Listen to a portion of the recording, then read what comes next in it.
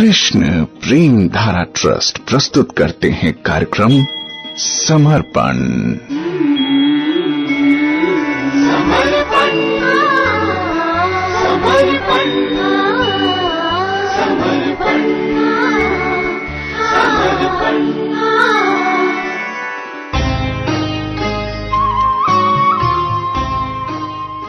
कार्यक्रम समर्पण में आपके साथ हूं मैं प्रेम धारा। नमस्कार, कैसे हैं आप सुन रहे हैं श्रीमद् भागवतम के 11वें स्कंध के 9वें अध्याय में वर्णित श्री दत्तात्रेय जी द्वारा बताए गए विभिन्न गुरुओं के वर्णन। 20 गुरु तक उन्होंने बताया कि सबसे उन्होंने क्या सीखा, आपने सुना। और आज 21वें गुरु के बारे में बात कर रहे हैं। दत्तात्रेय जी कह रहे हैं, परिग्रहो ही दुखाय यद्यत् प्रियतमं नृणाम अनंतम सुखमाप्नोति तद्विदान्यस्त्वकिंचनः। अर्थात भौतिक जगत में हर व्यक्ति कुछ वस्तुओं को अत्यंत प्रिय मानता है और ऐसी वस्तुओं के प्रति लगाव के कारण वो अत्यंत दीनहीन बन जाता है। जो व्यक्ति इसे समझता है वो भौतिक संपत्ति के स्वामित्व और लगाव को त्याग देता है और इस तरह से असीम आनंद प्राप्त करता है। देखिए, दत्तात्रेय जी से महाराज यदु ने पूछा था कि आप इतने सुखी कैसे दिखते हैं? अभी तो आपकी उम्र भी बहुत कम है, देखने में भी बहुत सुंदर हैं, बहुत ज्यादा ज्ञानी भी हैं, इतने विद्वान हैं। और जब किसी के अंदर इतने सारे गुण होते हैं तो वो सुखी नहीं रहता, क्योंकि वो अपने गुणों को ही सोचता सोचता इतने आशा से युक्त हो जाता है कि उसे अंततः निराशा हाथ लगती है। ये गुण उसे आकर्षक बना देते हैं और फिर जिनके नजरों में वो आकर्षक होता है, एक दिन वही अपनी नजरों से उसे गिरा भी देते हैं। तो अवधूत दत्तात्रेय जी ने कहा, परिग्रहो ही दुखाय यत् प्रियतमं नृणाम। यानी राजन, दुख का कारण क्या है, पहले ध्यान से समझने का प्रयास कीजिए। अरे भाई, इंसान को जो वस्तुएं अत्यंत प्रिय लगती हैं उन्हें वो इकट्ठा करता है और वही उसके दुख का कारण है। जो बुद्धिमान व्यक्ति ये बात समझ लेता है और अकिंचन भाव से रहता है, शरीर की तो बात ही अलग, मन से भी किसी वस्तु का संग्रह नहीं करता, उसे ही अनंत सुख स्वरूप परमात्मा की प्राप्ति होती है ना। अनंतम सुख मापनोति। अनंत सुख इस जगत में नहीं है, अनंत सुख भगवान के श्री चरणों में है, जिनको प्राप्त करके और कुछ पाने की कोई अभिलाषा ही नहीं रहती। वो सिर्फ उन्हीं में डूबा रहना चाहता है। तो दुख का कारण यहां बता दिया साफ साफ दत्तात्रेय जी ने कि मनुष्य को जो वस्तुएं अच्छी लगती हैं वो इकट्ठा करते रहना चाहता है। उसे पैसा अच्छा लगता है, धन अच्छा लगता है। तो देखिए ना, हमारी पढ़ाई ही धन की तरफ ले जाती है हमें। हमारी पढ़ाई का, हमारी अध्ययन का केंद्र बिंदु आज की तारीख में पैसा ही है और कुछ नहीं, है ना। नाम मात्र की मॉरल एजुकेशन की क्लासेस भी लगती हैं, नैतिक शिक्षा, लेकिन जो शिक्षा दे रहे होते हैं उन्हें ही नहीं पता कि ये जो भौतिक वजूद है, ये जो अस्तित्व है, जो भगवान से विमुख है, वही दुख का कारण है। वो इस एक बात को नहीं मानते और इस एक बात के अलावा बड़ी बड़ी बातें करते हैं और खुद भ्रम में फंसे रहते हैं, माया में फंसे रहते हैं, प्रपंच में फंसे रहते हैं। और जो उनको सुनता है उसे भी कहीं कोई राह नहीं दिखती। बस समय देखता है कि हाँ, मॉरल एजुकेशन की जो क्लास थी उसका टाइम समाप्त हो गया, अब जो बोला था उसे हमें पेपर में लिखना है, नंबर मिलेंगे, जुड़ेंगे और इतने परसेंटेज हमारे आएंगे, बस। तो अनंत सुख कहां है? ये प्रश्न किसी के दिमाग में भी नहीं उठता। जिसको इकट्ठा करने के लिए हम भागते हैं, तो क्या वो हमारे हाथ में आता है? क्या हमेशा के लिए हम उसे संजो के रख सकते हैं? क्या वो हमारे साथ जाता है?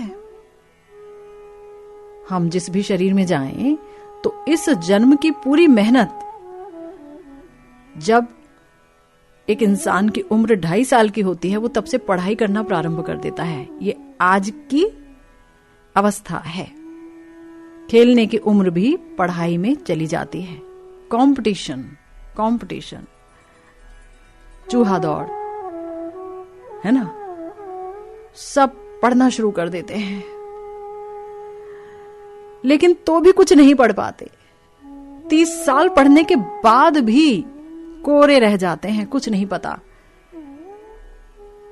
30 साल पढ़ाई करने के बाद भी उन्हें यह नहीं पता कि दुख क्या है और सुख क्या है।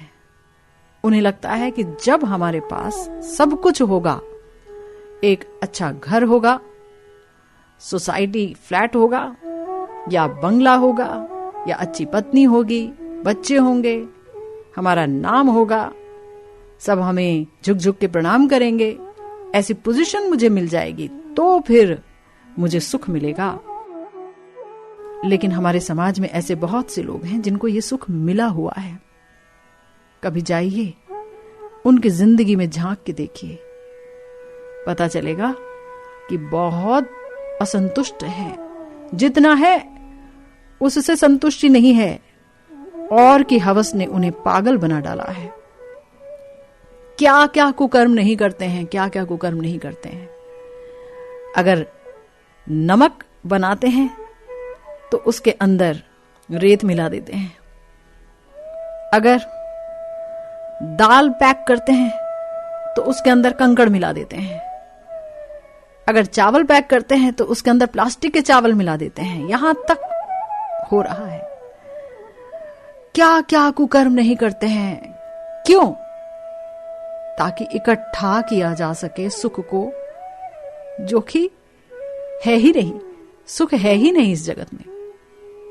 तो जो बुद्धिमान है, जिसने दुनिया को देख लिया है, उसके चलन को देख लिया है और विरक्त हो गया है, वो कहता है, काहे को फिरत मूढ़ मन धायो, तजी हरि चरण सरोज सुधारस रबिकर जल लय लायो। त्रिजग देव नर असुर अपर जग जोनी सकल भ्रमि आयो। गृह बनिता सुत बंधु भये बहु, मात पिता जिन्ह जायो। जाते निरय निकाय निरंतर सोई इन्ह तो ही सिखायो। तू हित होई कटे भव बंधन, सो मगु तो ही न बतायो। कि अरे मूर्ख मन, तू क्यों दौड़ता है। बुद्धिमान व्यक्ति ये कह रहा है, आम आदमी नहीं कहेगा।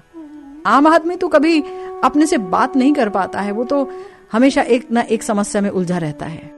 वो कहता है, जो बुद्धिमान है, जिस पर गुरु वैष्णवों की कृपा हो चुकी है, जिस पर भगवान की कृपा हो चुकी है, जिसने वाकई देखना सीख लिया है, वरना आंखों वाले तो हम सब हैं, पर देखना भला कितनों ने सीखा है। तो ऐसा व्यक्ति कहता है कि क्यों दौड़े दौड़े फिर रहे हो रे मन, भगवान के चरण कमलों के अमृत रस को छोड़कर विषय रूपी मृग तृष्णा के जल में क्यों लौ लगा रहे हो। अरे याद करो, तुम्हें याद नहीं है, पर बता दूं कि पशु पक्षी देवता मनुष्य राक्षस ना जाने कितनी ही सांसारिक योनियों में तुम भटक कर आ चुके हो, और इन सब योनियों में तुम्हारे बहुत से घर, स्त्री, पुत्र, भाई, तुम्हें उत्पन्न करने वाले माँ बाप तक हो चुके हैं। इन सब ने तुम्हें विषय भोगों का प्रेम सिखाया, जिसके करने से सदा तुम्हें अनेकानेक नरकों में जाना पड़ता है। आज भी जो तुम्हारे संबंधी हैं, क्या वो बता पा रहे हैं? नहीं बता पा रहे हैं। कोई नहीं बताता वो मार्ग जिस पर चलने से तेरा संसारी बंधन कट जाए, तेरी जन्म मरण से मुक्ति हो जाए और तेरा परम कल्याण हो। इस तरह से हम अनेक बार छले जा चुके हैं, लेकिन अब तक हम उन्हीं विषयों के लिए जतन कर रहे हैं, है ना। लेकिन क्या ये जतन कभी समाप्त होंगे? नहीं। एक बहुत सुंदर उदाहरण दे रहे हैं हमारे दत्तात्रेय जी। दूसरा श्लोक है, कह रहे हैं, सामिशम कुररम जगनुर्बलिनो ये निरामिषा तदामिशम परित्यज्य ससुखम संविन्दता। दत्तात्रेय जी कह रहे हैं कि एक कुरर पक्षी अपनी चोंच में मांस का टुकड़ा लिए हुए था। उस समय दूसरे बलवान पक्षी जिनके पास मांस नहीं था, उससे छीनने के लिए उसे घेर कर चोंचे मारने लगे। जब कुरर पक्षी ने अपनी चोंच से मांस का टुकड़ा फेंक दिया, तभी उसे सुख मिला। आहा, कुरर पक्षी से सीख लिया अवधूत दत्तात्रेय जी ने कि ये मांस का टुकड़ा लेकर के जा रहा है। इसने अपना आहार खाया नहीं, जहां पाया वहीं पा लेता, खा लेता, चल देता आगे। लेकिन नहीं, उसने सोचा इसको मैं रखूंगा संभाल के, काम आएगा। तो दूसरा बलवान पक्षी जिसके पास मांस नहीं था, उसने उसे घेर लिया। सारे पक्षियों ने उनको घेरा और उसे चोंच मार रहे हैं, उसको खत्म करने का प्रयास कर रहे हैं। क्या कारण है? उसका धन ही, उसने जो मांस एकत्र किया वही उसका धन है और वही उसकी जान गंवाने का कारण बन सकता है ना?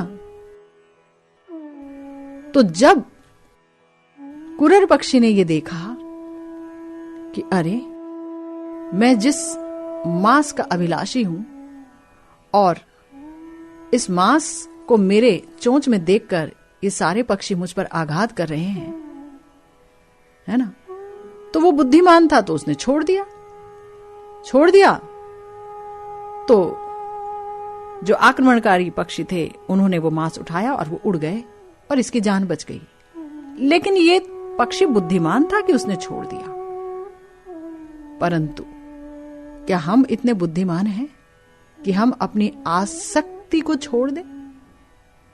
आसक्ति वश हमारे अंदर भोग की इच्छा रहती है और त्याग की अनिच्छा होती है। और यही हमारे दत्तात्रेय जी बता रहे हैं कि यही है नाश का कारण, नाश का कारण। तो ये जो विषय हैं, आंखों का विषय रूप, नाक का विषय सुगंध, कान का विषय शब्द, बड़े ध्यान से समझिए, सोचिए। जुबान का विषय रस, टेस्ट, जुबान का विषय बोलना, और त्वचा का विषय स्पर्श। ये 5 विषय बड़े भयावह हैं। ये 5 इंद्रियां हमारी इन 5 विषयों में, भौतिक विषयों में, माइक विषयों में, प्रपंच रूपी विषयों में फंसी पड़ी हैं और हम इन्हें और फंसाते हैं और डुबो देते हैं। तो यही है हमारे आत्मनाश का कारण। याद रखिए, हमें शरीर इन माइक विषयों में डूबने के लिए नहीं मिला था। गोविंद विषय रस, गोविंद के समस्त विषयों में डूबने के लिए मिला था। ये आंखें गोविंद के रूप को निहारें, ये कान उनकी कथाओं को सुने, ये नाक श्री राधा कृष्ण के श्री चरणों में अर्पित, श्री निताई गौर के चरणों में अर्पित तुलसी मंजरी को सूंघें, पुष्प का सुगंध लें। ये जुबान उनको अर्पित महाप्रसाद का ही सेवन करे। ये जुबान जब बोले तो सिर्फ उनकी ही कथा बोले, आवेश वहां ही हो। चाहे अगर हम कोई काम कर रहे हैं तो मजबूरी में बोलना पड़ा, निभाना पड़ा, लेकिन आवेश यहां का हो, आसक्ति यहां की हो, तब काम बन जाएगा, है ना? तब काम बन जाएगा। नहीं तो लाभ कहा मानुष तनु पाए। मनुष्य का तन पाया, लेकिन उसका लाभ भला क्या है? कुछ भी नहीं। जैसे पशु पक्षी हैं वैसे ही हम भी हैं। तो कहां फर्क है बताइए?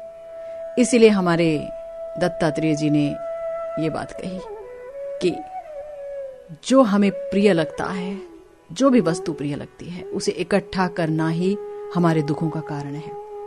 जो पैसा इकट्ठा करते हैं उन्हें रात को नींद नहीं आती है, वो धन की चिंता ही में रहते हैं। इकट्ठा करना, जो सोना इकट्ठा करते हैं,